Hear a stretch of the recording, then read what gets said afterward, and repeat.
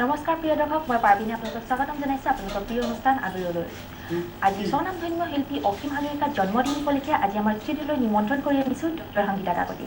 যদি আপোনালোকে তেওঁৰ লগত কথা পাতিব বিচাৰিছে আৰু উইথ শুনিব বিচাৰিছে তেনেহ'লে আমালৈ ফোন কৰিব। আমাৰ ফোন নম্বৰ যদি মই কৈ দিছোঁ 2736-500 আৰু 2736-501। দৰ্শক নিশ্চয়কৈ ফোন কৰিব। সংগীতা বা আপোনাক আমাৰ অনুষ্ঠানলৈ স্বাগতম জনাইছোঁ। আৰু পোনপ্ৰথমে মই তোমাৰ লগতে সমূহ দৰ্শকক মোৰ সশ্ৰদ্ধ প্ৰণাম যাচিছোঁ। লগতে আমাৰ শ্ৰদ্ধাৰ আমাৰ মৰমৰ অসীম হাজৰিকা দালৈ আজি জন্মদিনৰ এই শুভক্ষণত তেখেতলৈ মই শ্ৰদ্ধাঞ্জলি জ্ঞাপন কৰিছোঁ। হয়, ধন্যবাদ। অমৰজ্যোতি দা, আপোনাকো আমাৰ অনুষ্ঠানলৈ স্বাগতম জনাইছোঁ। যিহেতু আপোনাক প্ৰথমতে আমি আপোনাৰ পৰা জানিব বিচাৰিছোঁ, যিহেতু অসীম হাজৰিকাক আপুনি খুব ভালদৰে খুব ক্ল'জলি জানে, তো তেওঁৰ বিষয়ে আজি আপুনি আমাক কি ক'ব? একদম আমি যেতিয়া সৰু আছিলোঁ, সৰু থাকোঁতে প্ৰথমে আমি অসীম দাক আমি ৰেডিঅ'ৰ মাজেৰেহে পাইছিলোঁ। এটা সময়ত আজিৰ পৰা বহুত বছৰ আগতে আমি যেতিয়া সৰু স্কুলীয়া, তেতিয়াই মানে অসীম দাৰ কেইটামান গান খুব জনপ্ৰিয় হৈছিলে। গানে গানে আজি কওঁ, মনৰ সুহুৰি, এনেকৈ কেইটামান গান মানে অনবৰতে ৰেডিঅ'ৰ কল্পতৰু সুৰৰ কৰণী এই অনুষ্ঠানকেইটাত বাজি থাকে। তাৰপিছত মোৰ বাইদেউ যেতিয়া কটন কলেজত পঢ়িছিলে, তেতিয়া গম পালোঁ যে অসীম দাও কটন কলেজত পঢ়ে। বাইদেউহঁততকৈ বহুত ছিনিয়ৰ, কিন্তু মানে বাইদেৱে তেতিয়া কয় যে কলেজৰ ফাংচনবিলাকত অসীম দাই গান গায় আৰু গোটেই মানে ল'ৰা ছোৱালীবিলাক বলিয়া হৈ থাকে অসীম দাৰ, কিয়নো সেইখিনি সময়ত গীতকেইটা যথেষ্ট জনপ্ৰিয়। গতিকে প্ৰথমে অসীম দাক সেই তেনেকৈ দূৰে দূৰে মাতটোহে শুনিছিলোঁ। তাৰপিছত লাহে লাহে যেতিয়া অকণমান মই ডাঙৰ হ'লোঁ, মোৰ যিটো প্ৰথম এলবাম জীৱনৰ সোৱণশিৰি নামৰ, তাত সংগীত পৰিচালনা কৰিছিলে জে.পি. দাই, আৰু সেই এলবামটোত অসীম দায়ো কণ্ঠদান কৰিছিলে। আৰু মোৰ জীৱনৰ প্ৰথমটো দ্বৈত সংগীত মই অসীম দাৰ লগত গাইছোঁ। গতিকে একেলগে গীত গাবলৈ পালোঁ। তাৰপিছতো লাহে লাহে মানে পিছলৈ মানে অসীম দা মানে মই অসীম দাৰ আচলতে ওচৰ চুবুৰীয়াই হ'লোঁ, কিয়নো হেপী ভিলাত অসীম দাৰ ঘৰ, আৰু মোৰ বিবাহ সূত্ৰে মই হেপী ভিলাত থাকিবলৈ লওঁ। মোৰ হাজবেণ্ডৰ তেওঁ বন্ধু আমাৰ ঘৰলৈ প্ৰায়ে আহে, ময়ো যাওঁ, গতিকে এটা ঘৰুৱা সম্পৰ্ক হ'ল। যিহেতু আপুনি প্ৰথম কামটো তেওঁৰ লগতে কৰিছোঁ বুলি কৈছে, এইখিনিতে আপুনি আমাক কোনটো গীত শুনাব? মই প্ৰথমে অসীম দাই গোৱা গীত এটি, আৰু এই গীতটি লিখিছে কীৰ্তিকমল ভূঞা দাই লিখিছে, আৰু জে.পি. দাৰ সুৰ। এই গীতেৰেই মই আৰম্ভ কৰিব খুজিছোঁ।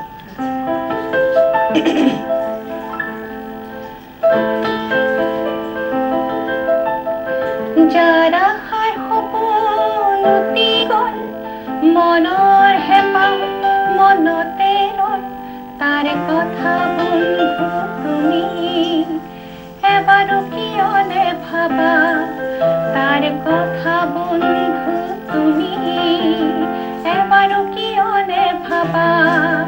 যাৰ আশাৰ সপোন উটি গ'ল, মনৰ হেঁপাহ মনতে ৰ'ল, তাৰ কথা বন্ধু তুমি এবাৰো কিয় নেভাবা, তাৰ কথা বন্ধু তুমি এবাৰো কিয় নেভাবা।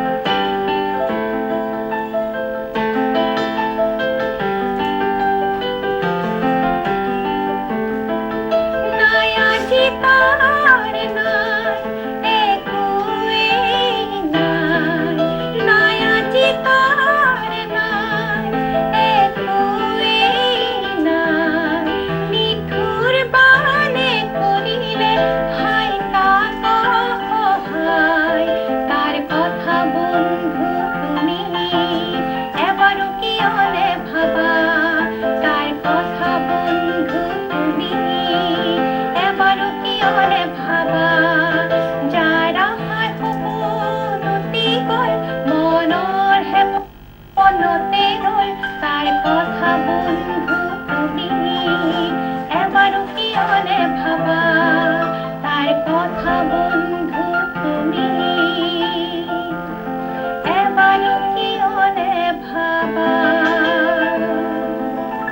খুব সুন্দৰ গীতি এই সুন্দৰ গীতি শুনাৰ পিছত আমালৈ ফোন এটি আহিছে তেনে প্ৰথম ফোনটো লৈ লওঁ হেল্ল'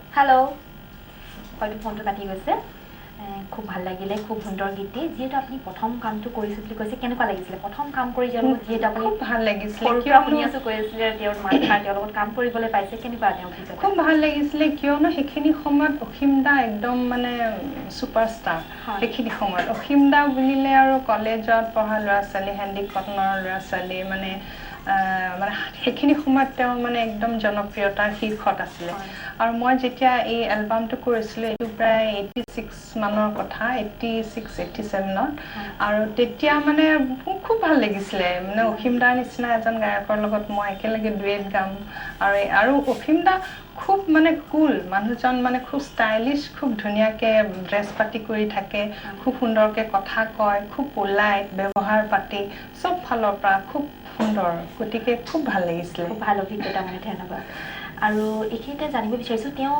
অকল এই মানে ছবিটো বহুতো গীত গাইছে বুলি শুনিছোঁ তেওঁ আবেলিৰ বেলি বুলি ছবি এখনত তেওঁ গীত গাইছে হয় হয় তেখেতে যিহেতু এলবামৰ যোগেদি যথেষ্ট জনপ্ৰিয় হৈছিলে আৰু তেখেতে বহুত কেইখন টিভি চিৰিয়েলত তেখেতে সংগীত দিছিলে তাৰে মাজত এখন মহাত্মা আৰু এখন নায়ক আৰু এই দুখন চিৰিয়েলৰ কাৰণে তেখেতে মুনলাইট মিডিয়া বঁটাও পাইছিলে আৰু জ্যোতিৰূপাৰ পৰাও তেখেতে বঁটা লাভ কৰিছিলে আৰু তাৰোপৰি তেওঁ চিনেমাটো সংগীত পৰিচালনা কৰিছিলে তেখেতে পৰিচালনা কৰা চিনেমা নিজৰা আবেলিৰ বেলি এনেদৰে আৰু এনেদৰে তেওঁ বহুতো এলবামো কৰিছে বহু এলবামত সুৰ দিছে তাৰোপৰি তেখেতৰ এটা খুব মেইন মানে এট্ৰেকশ্যন আছিলে সমবেত সংগীত সমবেত সংগীতত বহুতবিলাক মানে গীতত তেওঁ সুৰ কৰিছিলে আৰু সেইখিনি সময়ত মই শুনা মতে জানিব পৰা মতে সমবেত সংগীতৰ কম্পিটিশ্যনবিলাক সাংঘাতিক ধৰণৰ মানে হৈছিলে জগদীশ শৰ্মা সোঁৱৰণী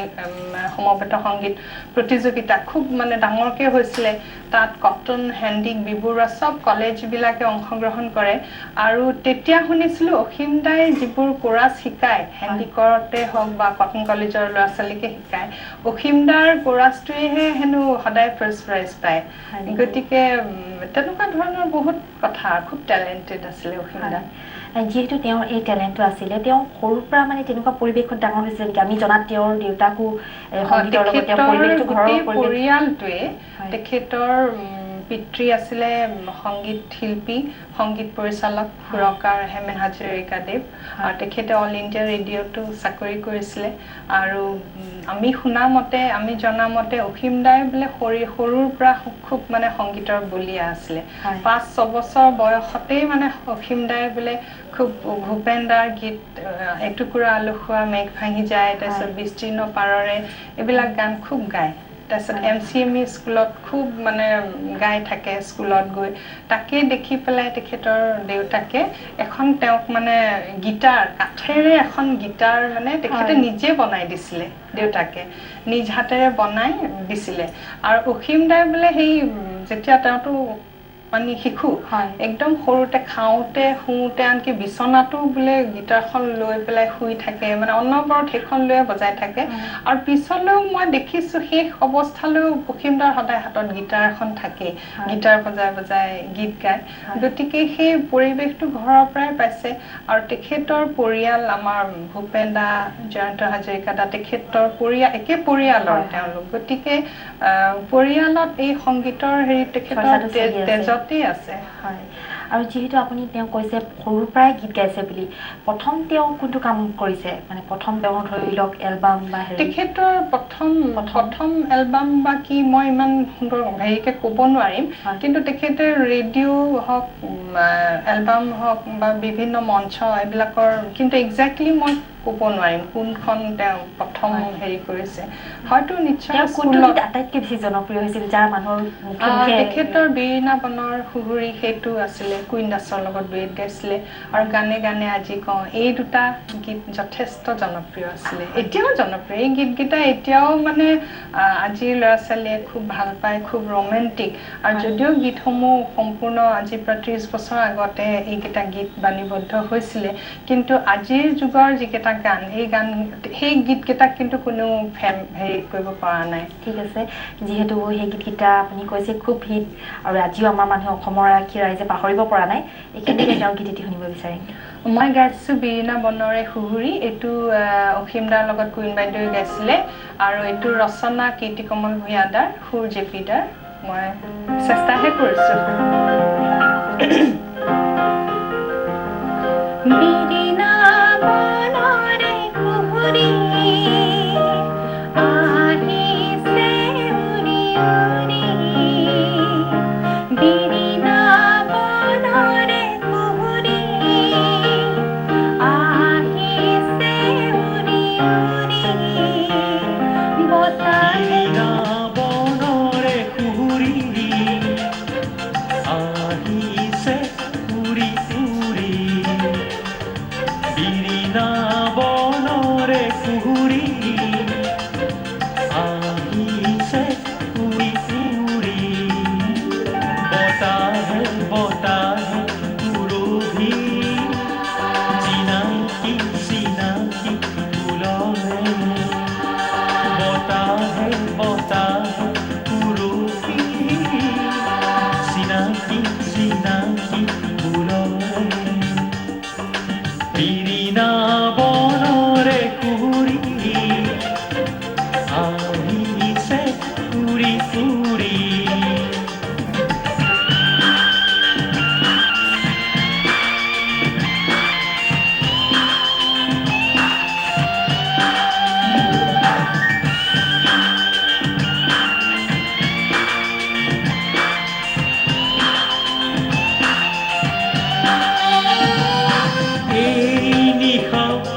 জোনালী হৰে ৰং ৰূপালী, এই নিশা জোনালী হৰে ৰং ৰূপালী, দুটি মন এটি কৰি গাঁঠো প্ৰীতিৰে সূতাৰে, দুটি মন এটি কৰি গাঁঠো প্ৰীতিৰে সূতাৰে, বতাহ বতাহে উৰহি চিনাকি চিনাকি ফুলৰে, বতাহে বতাহে উৰহি চিনাকি চিনাকি ফুলৰে, বিৰিণা বনৰে সুহুৰি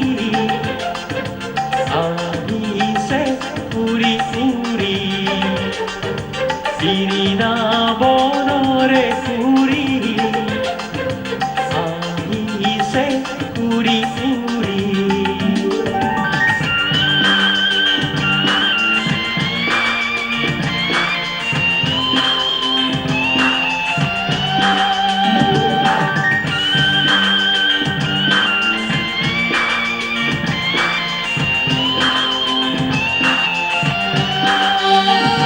নেলাগে পুৱাব আজি এই মাধৱী ৰাতি, নেলাগে পুৱাব আজি এই মাধৱী ৰাতি, দিয়া প্ৰাণ নকৰি মন মিঠা মৰমেৰে, দিয়া প্ৰাণ নকৰি মন মিঠা মৰমেৰে, বতাহে বতাহে উৰহি চিনাকি চিনাকি ফুলৰে, বতাহে বতাহে উৰহি চিনাকি চিনাকি ফুলৰে।